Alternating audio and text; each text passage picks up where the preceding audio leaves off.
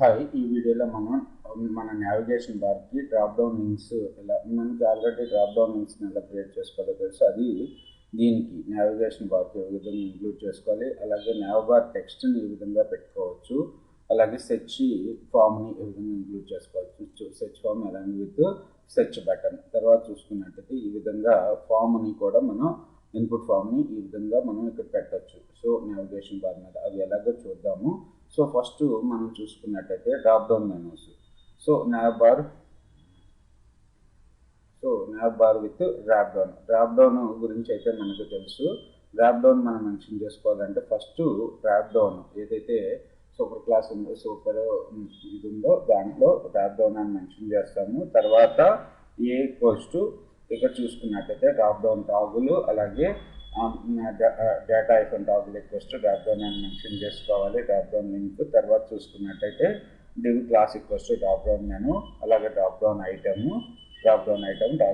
అని మెన్షన్ చేయాలి. ఇవన్నీ కూడా మనం ప్రీవియస్ వీడియోలో చూసాము.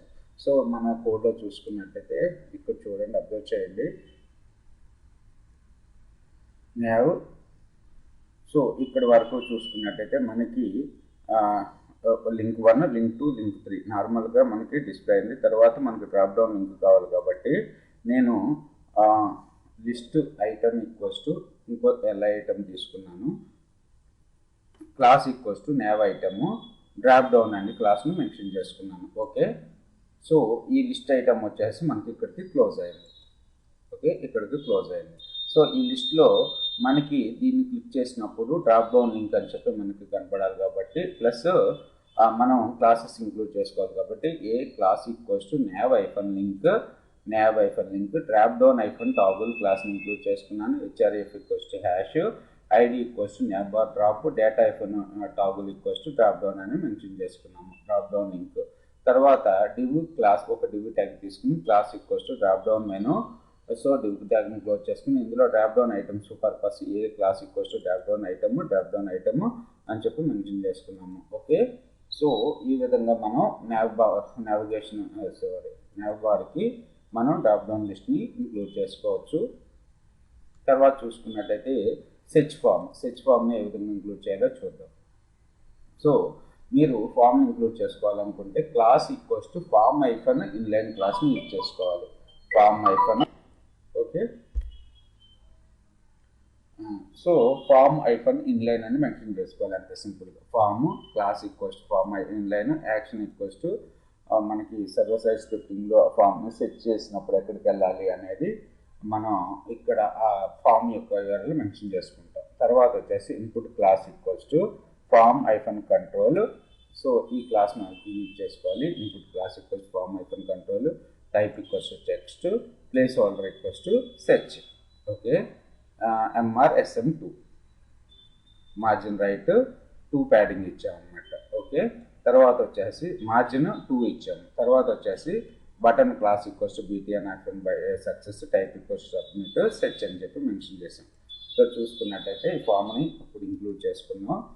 Form class equals to form hyphen inline, input class equals to form hyphen control, margin right SM2 లేకపోతే MR2 అని ఇవ్వండి, ప్రాబ్లం లేదు. Small. Okay,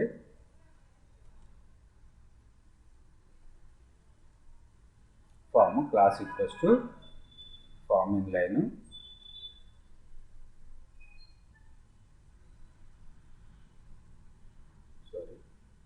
form class equals to form inline, action equals to action base .php అని ఇచ్చాను. Form control MRSM2.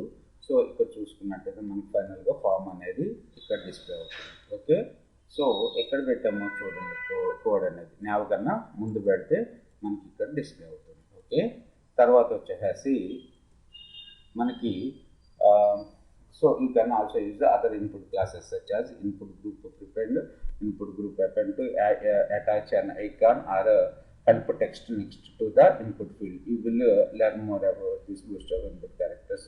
So ఇక్కడ form class equals to form hyphen inline, div class equals to input group, div class equals to input group prepend, span class equals to input group text @ so ఇక్కడ చూడండి.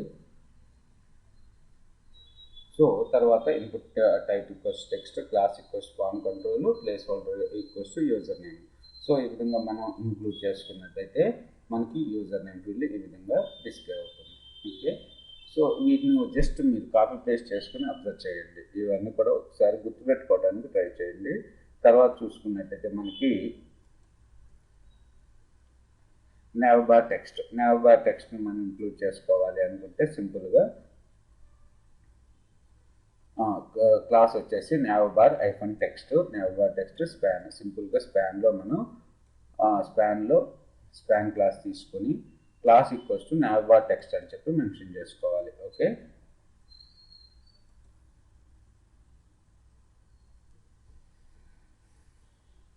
Span equals to nav bar text.